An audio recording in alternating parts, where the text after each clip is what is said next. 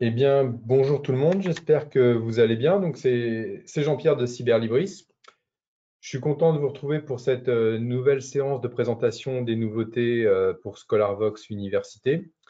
C'est la première séance du deuxième cycle de l'année. En gros, là, ça va être une séance qui va être consacrée à l'économie-gestion. La dernière séance autour de l'économie-gestion remonte au 20 janvier déjà. Ça fait déjà un petit peu plus de 2 mois qu'on s'était parlé. Euh, Comme d'habitude, la séance est enregistrée. Toutes les personnes qui participent à la séance d'aujourd'hui, vous allez recevoir un petit mail dans la journée avec tous les points que j'aurai évoqués pendant le webinaire. Euh, la vidéo sera également disponible de l'enregistrement sur YouTube la semaine prochaine. Donc, pour les personnes qui suivent la séance sur YouTube, en description de la vidéo, vous retrouverez tous les liens également que je vais présenter aujourd'hui. Je peux aussi vous annoncer d'ores et déjà la date de la prochaine séance consacrée à l'économie-gestion. C'est dans un petit peu plus de 2 mois, ce sera le 2 juin, toujours un vendredi à 11 heures. Donc, même chose, vous aurez le lien pour pouvoir vous inscrire à la séance. Et puis, la semaine prochaine, il y a une séance qui, elle, va être consacrée aux sciences humaines. Dans 15 jours, ce sont les sciences. Et puis, c'est le 14 avril, il y a une séance qui va être dédiée au bouquet géographie pour son lancement. Donc, on va commencer à envoyer les invitations d'ici une semaine pour ce webinaire-là. Et pour les sciences, on a un webinaire avec EDP qui aura lieu, lui, le jeudi 20 avril. Donc, on a un programme assez chargé, comme vous pouvez vous en rendre compte. Donc, on commence ce nouveau cycle, le cycle printanier.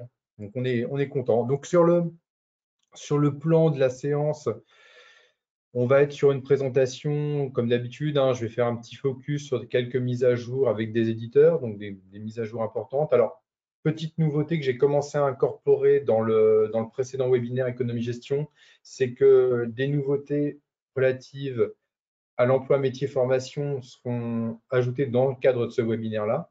Donc, il va y avoir des petits focus autour de l'emploi métier formation, donc sur les concours aussi, qui vont être ajoutés. Je ne le faisais pas avant, maintenant j'ai commencé à le faire. Donc, il va y avoir des focus éditeurs. Et puis après, il va y avoir des focus thématiques. Alors, dans les focus thématiques, vous aurez l'économie, vous aurez gestion finance, management ressources humaines, marketing communication, stratégie d'entreprise et un focus aussi autour de l'emploi métier formation. Voilà. Donc, je vais pouvoir commencer le webinaire dès à présent et puis on va pouvoir démarrer tout de suite. Donc, je vais couper ma caméra comme d'habitude hein, pour des soucis de bande passante. Donc, je vais défiler les écrans que j'ai présentés, que je vais vous présenter.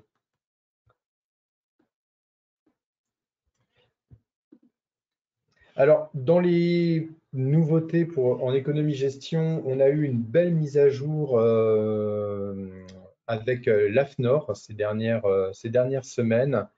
Donc, 22 ouvrages en économie-gestion de l'AFNOR ont rejoint nos bouquets. Donc, je vais les faire défiler. Alors, il y a pas mal de titres de la collection 100 questions pour comprendre et agir. Il y en a quelques-uns qui sont dans la sélection. Or, parmi les titres qui m'ont semblé intéressants, il y a de la gestion des risques au management des risques qui ont rejoint le bouquet. La société digitale, dans la collection 100 questions pour comprendre et agir. Il y a également, hop, il est où? Le lobbying, il est là. Toujours dans cette collection, j'aime bien cette petite collection de l'AFNOR, hein, donc il y a le lobbying qui est disponible également.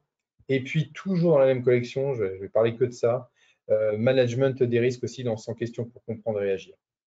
Et puis, on va retourner sur une autre question, il y a le QCM sur la vente et la négociation également qui est disponible. Donc, il y a cette petite sélection qui est une rétrospective de nouveautés de l'AFNOR qui sont publiées, je pense, à fin 2022, enfin, deuxième semestre de 2022, euh, qui nous ont été renvoyées. Donc, on les a traités là en début d'année. Je n'ai pas pu les présenter pour le mois de janvier parce qu'on n'avait pas encore les fichiers, mais en tout cas, ils sont là. Vous pouvez aller les consulter sans problème. Donc ça, c'était pour la partie de l'AFNOR. Nouveauté Fouché également en économie-gestion. Donc, pas mal de titres ont été ajoutés chez Fouché. Là, vous voyez, 17 pour la partie économie-gestion. Avec le premier pour les masters 1 et 2, bah, c'est l'anglais des affaires qui va être intéressant. Toutes les nouveautés aussi des DCG qui comprennent enfin, les manuels, les corrigés également. Donc, on a le DCG 2, 3, 4, 5, 6, 7, 8 et le 10 qui est en haut. Donc, il y a les DCG et les DSCG également. Vous voyez le 1, 4, 5 et j'ai tout le DSCG également. Le 1, 4, 6 là pour le coup. Donc, vous avez toutes ces nouveautés là de chez Fouché qui ont été ajoutées, pareil, en début, enfin, pour ce début d'année. Toujours sur Fouché, maintenant, je vais passer sur un petit focus consacré à la collection emploi, métier, formation. Une vingtaine de titres pour préparer ces concours et tout ce qui concerne les métiers, l'orientation, va être présent dans ce bouquet. Donc, on a une vingtaine de titres. Vous avez par exemple le concours pour attaché territorial et attaché principal, pour la fonction publique également. Je sais qu'il est là pour les métiers de l'esthétique, cosmétique et parfumerie aussi. Et puis, ils sont où? Ah oui, c'est ça, c'est tout le DEASS pour les concours éducatifs et sociaux et éducateurs spécialisés. Ils sont là, les deux ouvrages. Donc ça, c'était pour la partie emploi métier, formation. Je reviendrai dessus à la fin du webinaire. Alors, j'ai passé sur les sélections maintenant thématiques. Je vais commencer par l'économie. J'ai fait une petite sélection de 6 titres en économie, et puis je vais m'attarder sur 2 d'entre eux. Le premier titre sur lequel je vais m'attarder, c'est L'essentiel des mécanismes de l'économie, publié chez Gualino. Une introduction à l'analyse économique et à ses grands mécanismes. C'est de Gaëlle Lecariec-Minier, qui est ingénieure pédagogique et ancienne professeure chez Neoma en économie. C'est un ouvrage qui est découpé en 5 grandes parties. Donc, on trouve tout d'abord une introduction à l'analyse économique, on trouve ses définitions, les grands courants de pensée. Une deuxième partie qui va être consacrée au travail, à l'emploi et au chômage. Une troisième partie au financement de l'économie, l'inflation et puis les interventions de l'État dans l'économie.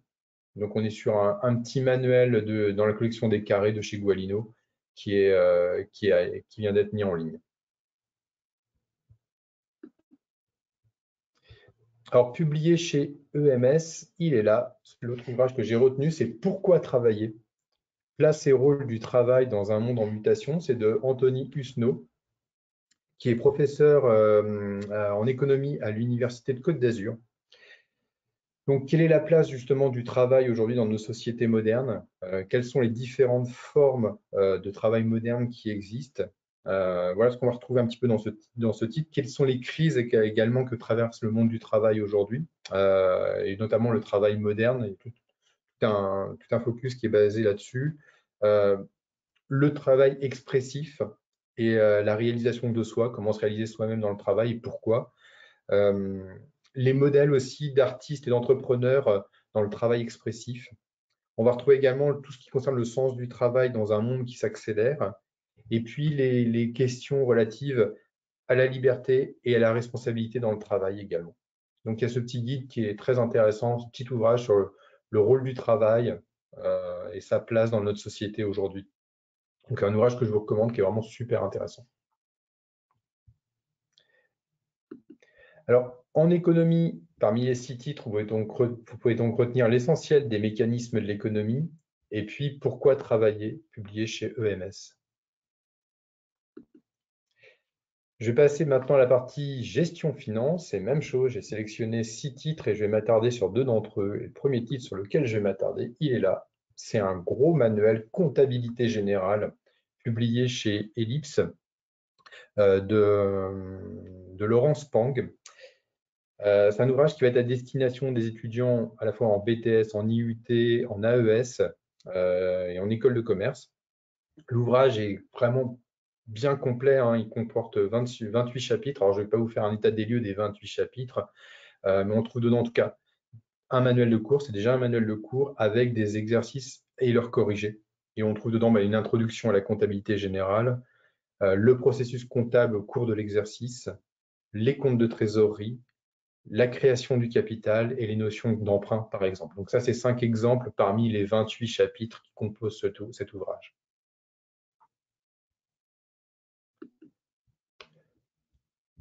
Autre ouvrage que j'ai retenu, c'est Credo et Crédit, la pensée sociale catholique et la finance. C'est de Frédéric Lobez, c'est publié aux Belles Lettres.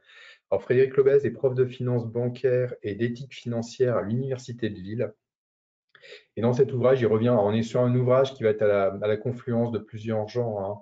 On va être évidemment sur un ouvrage de finance, mais également de théologie et d'histoire. Donc il y a un peu ces trois thématiques qui vont se retrouver dans ce titre. Et on retrouve dedans quels sont les rapports entre l'Église et la finance, entre le catholicisme et la finance, les zones de convergence et les zones de divergence. Y a-t-il une pensée sociale catholique sur la finance? D'où vient cette pensée? Et quels sont les principes de bien commun et leur rapport à l'économie? Voilà ce qu'on va retrouver dans cet ouvrage qui est vraiment très bien fait. C'est un super essai publié aux Belles Lettres. Enfin, j'ai dévoré ce titre-là, je trouvais ça super intéressant. Donc c'est un ouvrage évidemment que je vous recommande, qui va intéresser évidemment, comme je vous l'ai dit, hein, des étudiants en finance, mais également en histoire et peut-être même en théologie également. Alors sur la partie gestion finance, vous pouvez donc retenir le manuel de comptabilité générale publié chez Ellipse, et puis Credo et Crédit de Frédéric Lobez, publié aux Belles Lettres.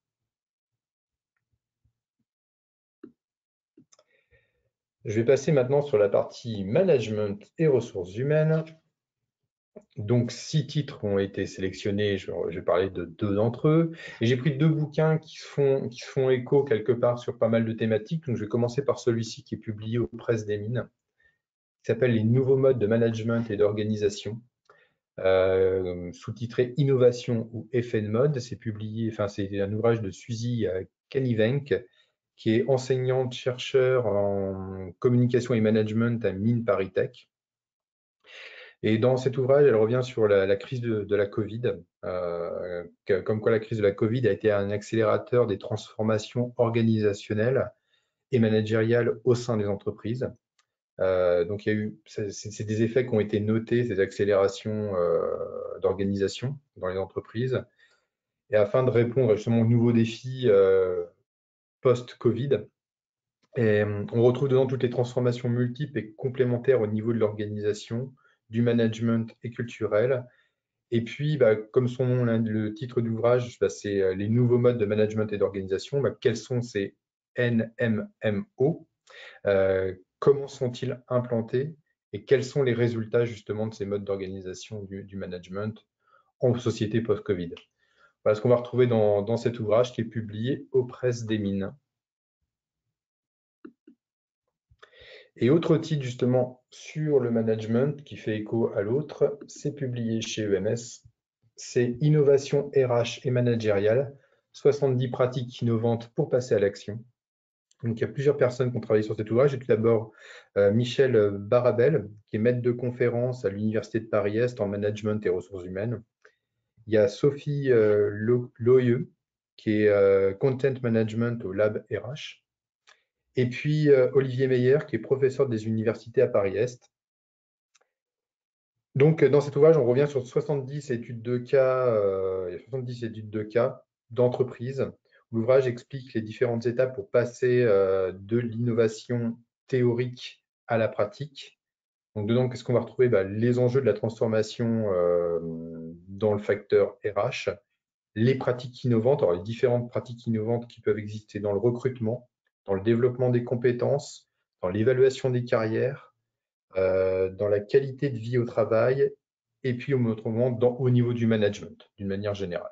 Donc c'est un ouvrage qui est vraiment très complet, qui fait près de 500 pages, donc il y a beaucoup de choses sur toutes les innovations qui peuvent exister autour du management. Et puis il y a beaucoup, voilà, les 70 pratiques innovantes, donc il y a beaucoup d'études de cas qui vont être présentes dans cet ouvrage. Donc sur la partie management RH, vous pouvez donc retenir les nouveaux modes de management et d'organisation publiés aux Presses des Mines, et puis innovation RH et managériale publiée chez EMS. je vais passer maintenant, hop, je ne suis pas au bon endroit, hop, à la stratégie d'entreprise. Donc, stratégie d'entreprise, pareil, j'ai sélectionné 6 titres et je vais m'attarder sur 2 d'entre eux. Et le premier sur lequel je vais m'attarder, c'est la transformation digitale du modèle d'affaires vers un business model digital dynamique, le BM2D, à destination des PME. Alors, l'ouvrage a été écrit par Patrick Varenne, qui est chargé d'enseignement à l'Université de Nice en économie-gestion, et Cécile Godet, qui est professeure agrégée à l'Université d'Aix-Marseille, également en économie-gestion. Donc, l'ouvrage pointe les capacités d'adaptation d'une PME. On n'est pas dans les grandes entreprises, c'est vraiment adapté aux PME sur la transformation digitale. Donc, toutes les stratégies qui peuvent être employées par une PME pour faire rentrer sa stratégie digitale justement dans son modèle d'affaires. Donc, quelles capacités ont les PME pour effectuer leur transformation digitale? Quels sont les coûts? Quelles sont les réussites et quels sont les échecs et pourquoi ça a marché, pourquoi ça a échoué. Et existe-t-il des méthodes ou une méthode pour accompagner les PME dans leur transformation digitale? Alors, la réponse est oui. C'est le business model digital dynamique, justement, qui est déployé, qui est expliqué dans cet ouvrage. Voilà. Alors, autre titre que j'ai retenu pour la stratégie d'entreprise, c'est la renaissance du phénix nucléaire, ou l'histoire d'Areva à Orano, vue de l'intérieur. L'ouvrage est publié chez EMS, si je ne vous l'ai pas dit. C'est de Hélène Derrien, qui est directrice RH de chez Orano, et puis David Autissier, qui est maître de conférence à l'IAE de Paris-Est, à l'Université de Paris-Est. Et donc, l'ouvrage est super intéressant parce qu'il explique quelles ont été les stratégies de transformation d'Areva, justement, donc un fleuron de l'industrie nucléaire française, dans la marque Orano. Donc, quelles ont été les questions économiques, industrielles et stratégiques à cette évolution? L'ouvrage va à la rencontre des salariés, justement, de l'entreprise, comment ils ont vécu cette transformation, quelle a été la complexité de cette restructuration, pardon, d'une des pépites de l'industrie nucléaire française. Donc, c'est vraiment très intéressant. On est en plein dans la stratégie, on est vraiment une stratégie vue de l'intérieur et quelles sont justement les conséquences de cette stratégie sur les salariés. Donc, c'est un ouvrage que je vous recommande également pour aujourd'hui. Donc, la renaissance du phénix nucléaire. Donc, vous pouvez donc retenir pour la partie stratégie d'entreprise, parmi les 6 titres, la transformation digitale du modèle d'affaires et la renaissance du phénix nucléaire, publié chez EMS. Je vais passer maintenant à la partie marketing communication. Et j'ai sélectionné, vous commencez à avoir l'habitude, 6 titres et je vais m'attarder sur 2 d'entre eux. Donc, le premier titre sur lequel je vais m'attarder, il est ici, c'est Design graphique et stratégie de marque. Du logotype au concept retail, fondamentaux et études de cas. C'est de Georges Sinclair, c'est publié chez Duno. Alors, Georges Sinclair est directeur artistique et créateur d'identité visuelle pour des grandes marques. Il a travaillé notamment pour Furet du Nord, pour Mondial Tissu, Relais H Café. Et c'est un ouvrage qui va être à destination, d'une part, peut-être d'étudiants en communication, de designers également. Et l'idée, c'est comment orchestrer l'identité visuelle d'une marque. Tout est présent dedans. L'ouvrage est découpé en 8 chapitres à partir justement d'études de cas sur lesquelles Georges Sinclair avait travaillé. Donc, on parle du brand auditing, on parle également du concept de marque, de la recherche créative, de la présentation d'un projet à un client, de l'affinage créatif, les finalisations, comment développer un langage de marque et l'application également de l'identité visuelle. Donc, on est sur un ouvrage qui va être à la confluence de la communication, du marketing et également carrément du graphisme et du design. Donc, l'ouvrage touche à tous ces domaines, il est vraiment très bien fait. Donc, pour des étudiants en communication, en marketing, c'est excellent. Autre titre que j'ai retenu, c'est celui-ci, qui est juste avant, c'est le marketing et la communication en tourisme, hôtellerie et restauration. C'est de Sylvain Audet. C'est publié chez JFD Incorporation, c'est un éditeur canadien. Alors, Sylvain Audet, il est consultant en tourisme au Canada. Il est également chargé de cours en tourisme à l'École de sciences de gestion de l'Université du Québec.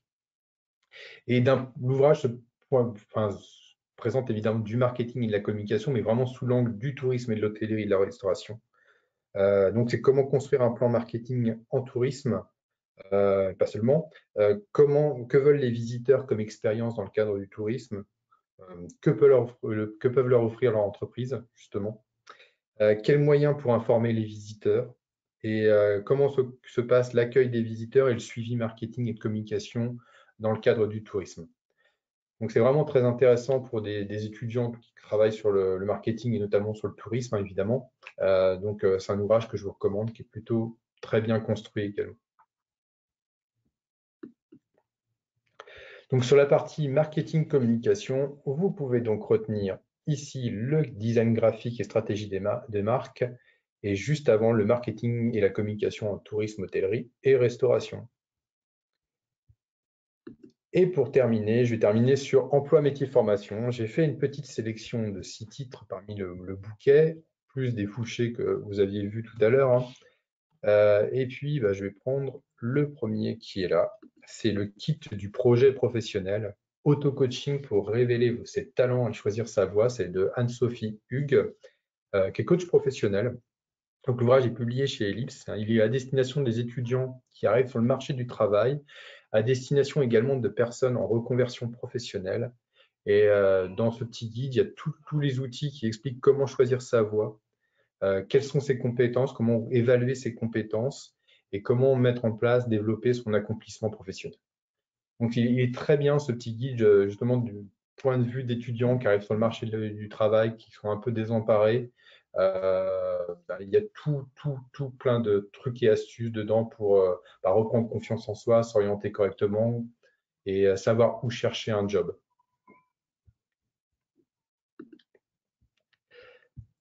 Autre titre que j'ai retenu, il est ici, c'est prise de notes et rédaction en réunion, en conseil d'administration, en réunion d'équipe. C'est de Geneviève Trudel, c'est publié chez Septembre Éditeur. C'est un petit guide qui est tout simple, qui est tout bien fait, qui est vraiment pas mal. C'est comment améliorer ces prises de notes en réunion, donc comment les rendre efficaces, comment conserver les informations essentielles, comment les retrouver, les redispatcher, redispatcher ces notes et les réexploiter, comment les synthétiser également. Donc, effectivement, tous dans des situations où on prend des notes en réunion et comment on les exploite après. Voilà un petit peu ce qui va être présent dans cet ouvrage. Donc, comment bien prendre des notes et comment les exploiter. Et comment aussi préparer sa réunion en amont pour pouvoir être efficace. Voilà ce qu'on va retrouver dans cet ouvrage. Voilà, j'ai terminé pour aujourd'hui. J'espère que ça vous a plu. Vous avez pu repérer des ouvrages qui pourraient vous intéresser à partager avec les étudiants ou pas les étudiants, par exemple. Il y a pas mal de petites choses. Donc, pour mémoire, on se retrouve pour la partie économie-gestion le 2 juin pour la prochaine séance autour de l'économie-gestion. Entre-temps, vous avez vu, vous avez évoqué tout le planning des prochaines séances pour les universités. Il y a pas mal de choses, hein. On se retrouve également donc pour le 2 juin, je me répète. Et puis, toutes les personnes qui participent à la réunion, je vais vous envoyer dans la journée une petite récap de tous les points qui ont été évoqués. Donc, vous retrouvez toutes les sélections que j'ai présentées. Et puis, le lien également pour vous abonner à la prochaine séance, qui sera en plus, celle-ci sera en ligne la semaine prochaine sur YouTube. Ça, je vous l'avais dit en introduction. Voilà, je vous remercie beaucoup. Je vous souhaite une très bonne journée. Je vous souhaite de belles lectures également sur Scholarbox. Et puis, je vous dis à très bientôt. Au revoir.